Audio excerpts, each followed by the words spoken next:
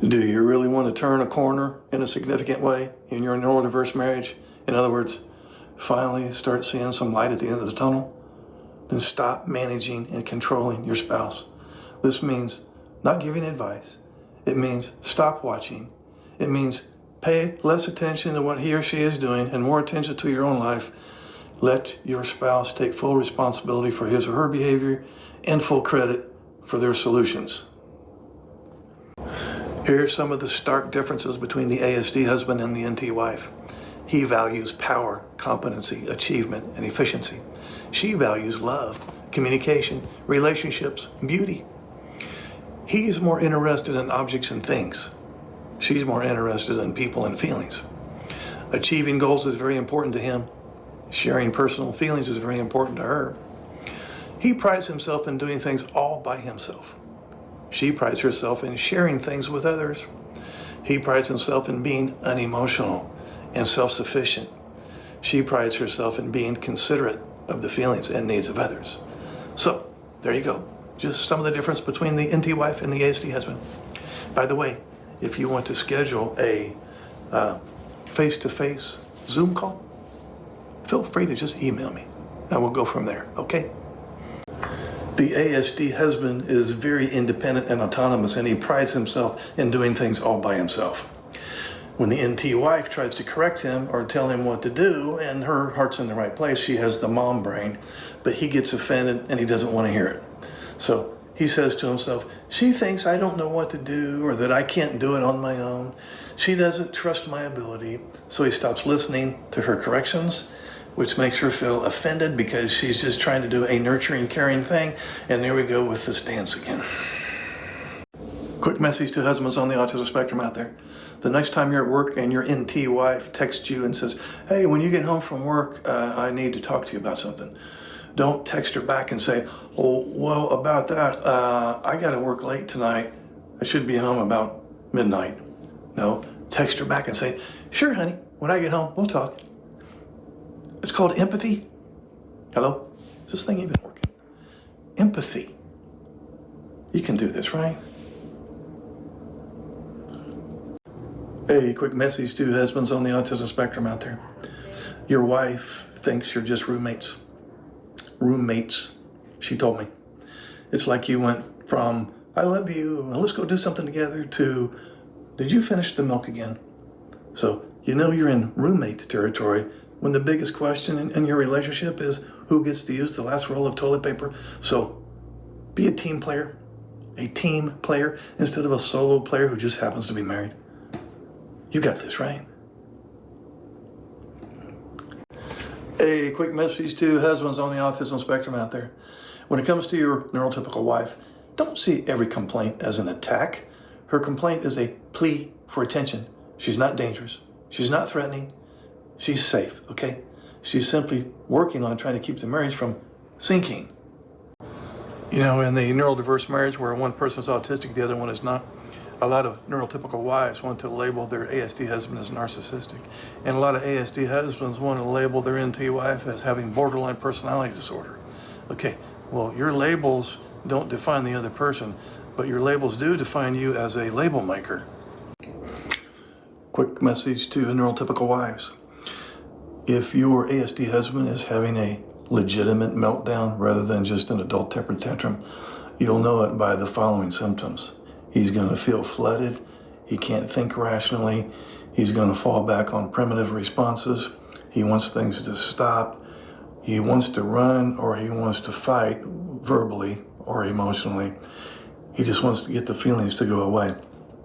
So once he's flooded, he's going to secrete adrenaline and cortisol into his bloodstream.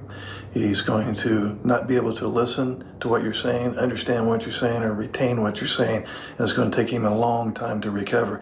In other words, once that adrenaline and cortisol is in his bloodstream, it's not going to dissipate anytime soon. Hey, quick tip for neurodiverse couples who are always arguing. Tip number 1, don't complain about everything. Save your complaints for the most important stuff. So I'm not saying never complain. Just save it for the stuff that really matters to you. The second thing is, don't ask the listener questions if you want the listener to listen. For example, tell me why you did that. What were you thinking when you blah, blah, blah? Or how come you always ding, ding, ding, ding? Okay, so those are 2 tips. If you want to start, maintain, and end the conversation, I would suggest using them. Also, there's my email at the top. If you want to schedule a paid private Zoom call, email me. We'll set something up. A quick message to neurodiverse couples where one person is autistic and the other one is not. The first message is to you NT wives. Don't shame your ASD husband. Believing that he's defective or flawed in some unchangeable way is guaranteed to shut down communication. You've lived it. Now, a message to the ASD husband. You know, even in the worst arguments, it's still possible to purposely edit what you hear. In other words, ignoring the hostile parts that coming from your NT wife to get at what's really being said. She has a good message hidden in there somewhere.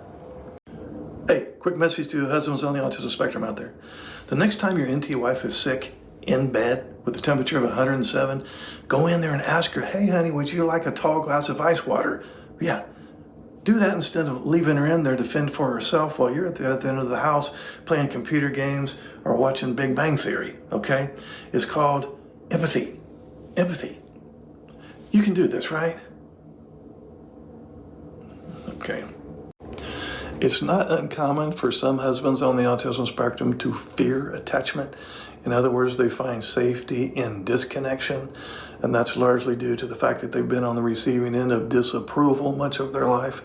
And so the ASD husband may say something to himself like, well, if I need her, then she has the power to hurt me. I can't need her. I don't want to get hurt. I want the power and control. I want her to need me. Hey, quick message to husbands on the autism spectrum out there. You know, when your neurotypical wife has a complaint and she says, well, I got a complaint when you blah, blah, blah, blah. And then you immediately come back with, oh yeah, well, how about the time that you ding, ding, ding, ding, ding. So bring up your complaint some other time. Let her have a turn at complaining this time. Otherwise, it's going to turn into scorekeeping and it's going to turn into a contest of who's the biggest victim. It's not going to work for you. Statement from an NT wife, I'm assuming. My number one challenge with living with an autistic spouse is that my spouse does not accept that he's autistic. Okay, well, first of all, if you're not a diagnostician, you don't know whether he's autistic or not. Second of all, if you continue to try to impress upon him that he's autistic, just expect him to dig his heels in even deeper. Also, if he has done some kind of an informal quiz online and goes, no, I don't have any of those traits, then that's a bold-faced lie, or he has a huge sense of shame about the possibility and has to stay in denial. Also, if you, the NT wife, have done your research on the traits, which I'm sure you have, and you think that he has some of the traits, then by God, he has it. So all you ASD husbands listening, if your wife has done some research and she thinks you have some of the traits, you have some of the traits, period. I would take it to the bank. Quick message to ASD husbands out there. Sometimes it's the case that the neurotypical wife is terrified of being abandoned or rejected, and she'd rather stay in a unhealthy relationship rather than to see it dissolve.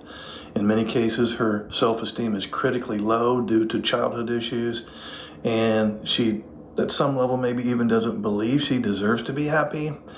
And so, due to some childhood issues and not getting much security as a little girl, she desperately needs to control you, and sometimes she will mask her efforts to control you as being helpful, quote unquote.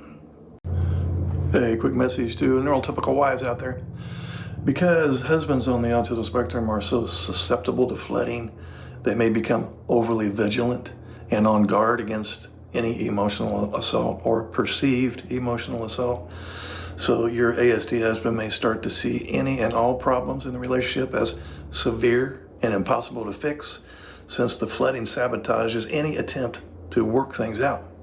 So it wouldn't be surprising to me if your ASD husband stonewalls you to get his stress level and heart rate back down to normal, and predictably you have the opposite reaction. Once he stonewalls, you want to work on things, right? You want to be vocal about your grievance. He doesn't want to listen to it because now his body is flooded with cortisol and adrenaline, and he shuts down or melts down, and there you go, you're stuck holding the ball. again. Hey, this is Mark Hutten. Would you like to schedule a one-on-one Zoom call? Okay, it's so simple. Just look under any of my videos in the description area. Click on this Calendly link.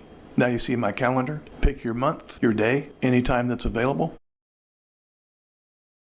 Enter your name and email address. Then you'll get a follow-up email with the Zoom link on the day and time that you picked. And voila, we will talk.